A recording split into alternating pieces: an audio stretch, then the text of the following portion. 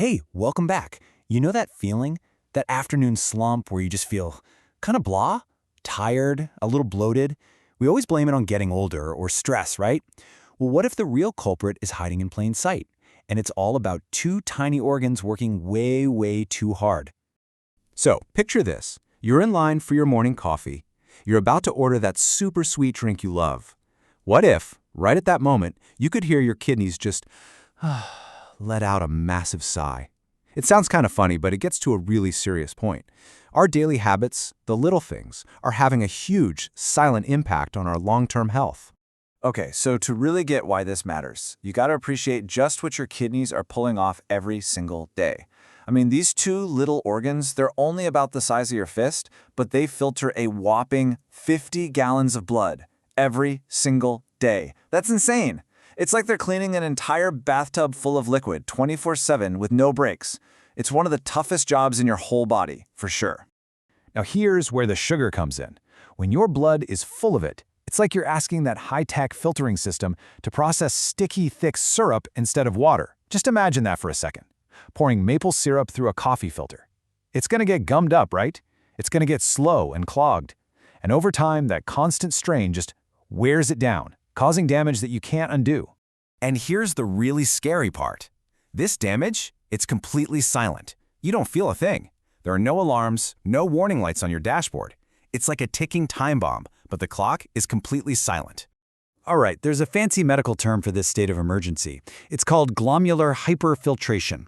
But let's just forget the jargon. All it really means is that your kidneys are stuck in fifth gear, pedal to the metal all day, every day. They're in permanent overdrive, just trying to keep up with all that sugar. It's the perfect analogy, really. It's just like redlining your car's engine. Sure, you can floor it for a few seconds to pass someone on the highway. But what happens if you drive around with a needle in the red all the time? The engine's gonna blow. And in your kidneys, the parts that break are these millions of tiny, delicate filters. And here's the kicker. Once they're gone for good. They do not grow back. Get ready for this number, because it's a shocker. You can lose up to 70% of your kidney function, 70, before you feel a single thing, not one symptom. By the time you actually start feeling tired or notice your ankles are swelling, the damage isn't just starting, it's severe, and a lot of times it's permanent. Okay, I know that sounds pretty bleak, but here's the turn. Here's the good news. It is not a one-way street. Your body is amazing, and it has this incredible ability to heal itself. So let's talk about the turnaround. Let's talk about what happens on a 30-day journey to get you back on the right path. And look, I'm not gonna lie to you. The first couple of days, they're gonna be rough. For real. You'll probably get headaches, maybe feel a bit grumpy. The cravings can be intense. That's just your brain throwing a full-on temper tantrum because you took away its favorite easy snack. But while your brain is complaining, something amazing is happening. Your kidneys, they are quietly celebrating. They're breathing this huge sigh of relief for the first time in years. And this healing process, it happens on a pretty predictable schedule. After just a few days, the stress starts to drop. Your body stops making so many of these nasty inflammatory things called AGEs, which, literally age you. Then, by week 2, the pressure starts to lower.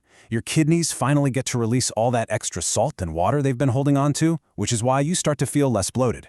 Come week 3, you get a real measurable sign of repair. The little leaks in the filters start to seal up. And by the time you hit day 30, the overall inflammation in your body starts to plummet. So just to recap, inside 1 month, just 30 days, we're talking about real, measurable wins for your body. Your blood pressure goes down. Inflammation gets knocked back. Your kidney's filter system actually gets stronger. Oh, and bonus, your risk for painful kidney stones drops too. A lot of people don't realize sugar is a huge trigger for those. These aren't some vague wellness promises. This is real biology at work. But you know, this whole 30-day thing, it's not just about feeling a little better for a month. No, this is much bigger than that. This is about choosing which path you want to be on for the rest of your life. It really is a tale of two futures. And the connection couldn't be clearer. A diet high in sugar is one of the main things that leads to type 2 diabetes. And what's the #1 cause of kidney failure on the entire planet? You guessed it, diabetes. It's not even close.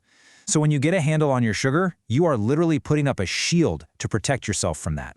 So let's look at those two paths. Path number 1, a low sugar future. We're talking way lower risk of kidney disease, heart disease, diabetes, more energy, feeling stable. It's a good path. Then there's path number 2. That's the one that can end with dialysis, and let me tell you what that looks like. Being hooked up to a machine for 4 hours at a time, 3 days a week. Your diet is incredibly restricted, your entire life starts to revolve around that machine. And just to put that into perspective, because this is really important, the 5-year survival rate for someone on dialysis is only about 35%. 35! That's worse than many types of cancer. Let that sink in. It's an absolutely brutal statistic, and it's a reality that you have the power to steer away from, starting with simple changes. So that's it. It all comes down to this moment. You have the information now. The science is crystal clear. Which future you choose? Well, that's up to you. And that choice starts right now. And remember, this 30-day challenge, it isn't the finish line, it's the starting line. It's not about being cured in a month. It's about proving to yourself what's possible. It's about feeling how good you can feel and using that as the launch pad for a whole new way of living. Hey, if this helped connect some dots for you, or maybe you learned something new about sugar in your health, do us a favor and hit that like button and subscribe so you don't miss our next one. And honestly, I'd love to hear from you. Drop a comment below and share your thoughts, or maybe your own experience with this. So I'm just going to leave you with one last thought. If you could plug in a monitor right now and see a live feed from inside your own body, if you could literally watch your kidney struggling to filter that last sugary thing you ate, would you still order that caramel latte tomorrow morning? Or would today be the day everything changes?